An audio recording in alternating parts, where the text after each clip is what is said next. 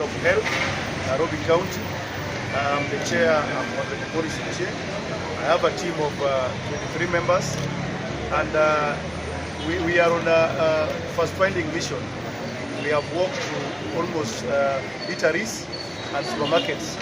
Now we are here at Naivas Supermarket, Moi Avenue, and we have realized that one, there are expired products which are being put in the shelf, rendering Nairobians to be at a risk because of the food safety.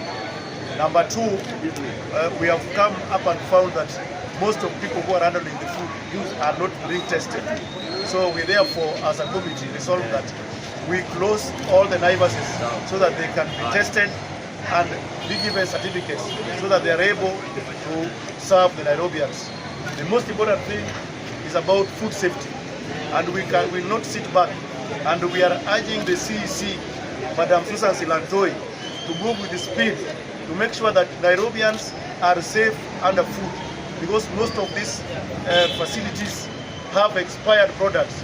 For example, we have Daima yogurt, which is expired and is being put in the shelf, and Nairobians are buying expired products. With this one, KCC, Daylight's yogurt, there is no shelf life. So even the clients are not able to know when it's expiring and when it was manufactured.